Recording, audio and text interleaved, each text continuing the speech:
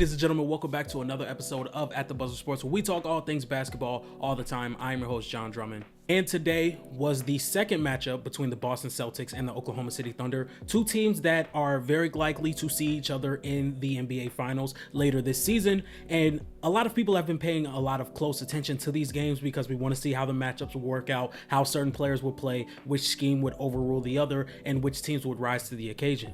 And with OKC winning both of these games, I would say that the concerns that you had for Boston going into this game that you have gathered throughout the first meeting of these two teams, you should still feel very concerned about. This is now the second time that OKC has went against Boston without their second or third best player in Chet Holmgren or Jalen Williams. And after the first game, I saw a lot of people saying, oh, I don't think Boston's going to miss that many threes. I don't think Boston is going to shoot that poorly from the field. And I always said that isn't the problem with the Boston Celtics. There's something bigger here, and there's something that shot variance may not just may not be the problem here. I want you guys to take a look at the box score real fast. Just want to see if there's anything that's just a little out of ordinary here. Anything that's just slightly out of order. You know, I think there's a problem that needs to be talked about in Boston that's just not really having the conversation that we really need to have around Boston. And it's been right in front of our face. So if you guys didn't get what I was hinting at, Jaylen Brown is the problem in this series. If these two teams see each other in the NBA Finals, Jaylen Brown is going to be the problem in this series because OKC might just be a bad matchup for Boston. They might just be, you know, and we've been going through the past season and a half, not even season and a half, because Boston weren't the favorites to win the championship until the Nuggets lost against the Timberwolves. So we've been going through an entire offseason and for majority of the NBA season thinking, I don't know if there's a team that can beat Boston in 7 games. I think we have a team that I may just pick in a 7-game series. Now, once again, there still are some holes to OKC's game, and there still are some holes to Boston's game that OKC can exploit better than any other team in the NBA. Okay, so if we take a look at Boston's shot chart for this game against OKC, March 12th, 2025, that is the day I'm recording this. That is the day that this game happened. Okay, so if we take a look at their shot chart, 12 points in the restricted area, 10 points in the paint, non-restricted area, 22 shots in the paint altogether. They were 91% or 92% in the restricted area, 70% in the paint non-restricted area. So once again, they shot well when they got the chance to get there. But then it's the 0 for 5 from the right corner, 2 for 6 from the left corner, and 18 for 52 on above the break threes. And I'm not even the guy to sit here and say, oh, they're taking too many shots from 3. They're taking too many shots from 3. But what if I told you guys, when you have a team that is so comfortable shooting 63% or 63 3-point shots in a single game, what happens when you take away their ability to get to the rim effectively? They shoot more and more and more threes. I'm telling you, Boston will leave an NBA game believing that 85 3-point attempts, and you made 20 of them. It's a good game. And I know that sounds crazy, but maybe I'm being a little bit too dramatic, but I truly believe Boston, out of every single team, is okay with having this many shots around the perimeter or outside the arc and this little amount of shots in the paint. That's what I believe. And once again, I'm sure a lot of discourse tomorrow about this game is going to be, Boston's not going to shoot like this from 3. Boston's not going to shoot like this from 3. This is the thing. Boston were not generating good looks. They were not generating good looks. And I saw the same thing in the first game. I said the same thing in the first game.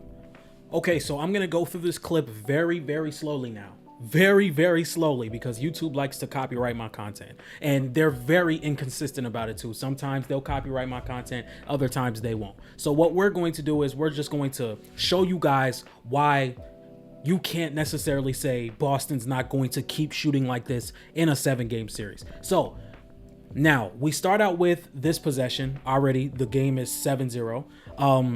SGA being guarded, or SGA guarding Jason Tatum. They got the switch. They got the mismatch they want to attack. If you look at this starting lineup, the two possible mismatches they want to attack is SGA and Cason Wallace. That's not me saying they're bad defenders. That's me saying that they're probably the guys that you would want to hunt. The smallest and the offensive number one. Get him in foul trouble and just have a smaller defender on a guy like Jason Tatum, who's 6'9", 200 plus pounds. So they start off with that. They did that well. Now let me show you something that most teams in the NBA are very uncomfortable with doing. Let's just slowly go through this because I don't want YouTube copywriting my content. Look at Lou Dort. Lou Dort and SGA are going to double Tatum. Now, why is that a bad idea? Because Boston are so good at making teams rotate and finding a really good shot. If KP is on the court, he's probably beyond the arc as well. But now you have guys like Jaylen Brown, Derek White, and Drew Holiday on the perimeter, and now this becomes an easy pass for Jason Tatum. Jason Tatum gets rid of it immediately. What happens? By the time Drew Holiday gets full possession of the ball, where is Lou Dort? Chat, let me know where Lou Dort is. He's right in front of Drew Holiday, ready to contest any shot that he's willing to put up. So when you see this happen for 85% of the game, by the way, Drew Holiday shoots this, and you can assume what happens. So if you have a team like the Oklahoma City Thunder who rotate constantly extremely well, they're one of the fastest teams on the perimeter in the defensive half court. This isn't Dallas, where you constantly had guys like Luka and Kyrie missing their rotations on defense. This isn't Indiana, where you have guys like Tyrese Halliburton consistently missing their rotations in on the half-court defense. This is Oklahoma City, where they're able to chase guys off the perimeter. They're able to expose guys like Jaylen Brown for not being the ball handler that he's supposed to be. So I just necessarily don't think that the problem with Boston is the fact that they just are missing shots. No, it's just they don't have the open looks like Boston is used to getting. And if you ask me, Jaylen Brown is going to have some serious problems to fix if they were to see this team in May. Because we're getting to a point where I trust Derek White with the ball more than Jaylen Brown against a team like OKC. I think Derek White is a better shooter. I think Derek White can operate in the pick and roll at an above average level. I think Derek White would be the secondary ball handler. But where does that put Jaylen Brown? Jaylen Brown has been known to be a guy that is going to constantly attack mismatches and bully his way to the paint. But that's not going to work against a Lou Dort. That's not going to work when you have 3 seconds to dribble against Cason Wallace and they're immediately going to send help. Jaylen Brown is not the playmaker nor the shooter or the on-ball creator to necessarily trust him in situations where as soon as he gets the ball off the catch, Lou Dort and Cason Wallace are constantly hacking at him to get rid of it. You just can't do that. And we've seen Oklahoma City do this. This is not something where it's like, oh, OKC may not get the luck on rotating constantly and getting hands up. This is what OKC makes a name for. They attack guys who can't take care of the ball. They rotate like hell. They have the speed and athleticism on the perimeter. They put hands in faces so you can alter their shots. They have everything to beat this Boston Celtics team. And something that may be just as concerning is Boston does not have a retaliation offense. I don't think Boston has a game plan to go to when that situation does not work. So if you're telling me if you go into an NBA Finals and you lose game 1 and game 2, just like how you did the first 2 games against OKC and Boston, are you going to go through games 3 and 4 shooting the same type of way? I have not seen throughout the first 2 games against these with these teams colliding together, Boston really switch up their game plan. I think they're just counting on the fact like, look, Jaylen Brown is going to find a way to consistently get to the rim, and he just hasn't. And I truly don't think Boston has made the honest decision of being like, you know what? Maybe our game plan does not work against this team. It works against 28 other teams, but against this 29th team in OKC, this game plan just may not work. And I have not seen any adjustments to combat that. You're not just going to go into the NBA Finals hoping and praying Jaylen Brown becomes a better ball handler to where he can navigate through some of these doubles and these switches and these rotations so they can get better shots. Now, I do also believe that Kristaps Porzingis makes a very big difference in this series. And I said this on Player's Choice, and I will say it here. I don't think Boston win a championship without Kristaps Porzingis. And even then, OKC has ran a double big lineup that has worked to extreme measures. it's still going to be hard. Kristaps Porzingis just doesn't walk in here and Boston just turns this into an easy series. And somehow, after this game, I've still seen Jason Tatum slander on Twitter. And once again, it's Twitter, so you have to take it with a grain of salt. So, ladies and gentlemen, you guys let me know what you think about this game and how do you guys really feel about Boston going up against OKC in a 7-game series. I truly was looking forward to seeing both of these teams collide in 2 separate games so I could see if Boston could combat what OKC did.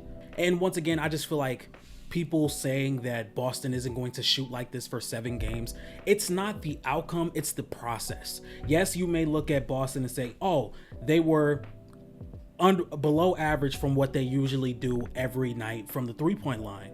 But then people constantly ignore the looks that they're getting. OKC can rotate on the perimeter better than any other team in the NBA defensively. So if your game plan is to beat teams that can't rotate, and the team you're going up against is the best rotation team defensively in the NBA, and they're constantly putting up hands to your shots and disrupting your shots, and you're not getting the easy looks that you're used to getting, there has to be some type of combat to that or counter to that, and Boston just has not shown it. And on top of that, they're showing that Boston's second best player just may not be effective in this series at all. And it's not because Jaylen Brown's a bad player, it's just his weaknesses is what OKC thrives on. So, I don't know. I don't want to react to a regular season game, but it is kind of alarming that Boston has just not switched up their offense in any type of way, knowing that OKC is one of the greatest defenses we've ever seen, and their defense almost perfectly matches what Boston tries to do offensively for them to get slowed down. So let me know what you guys think in the comment section. And if you guys like this type of content, please be sure to like, comment, and subscribe. And I'm out. I'll see you guys tomorrow. Peace.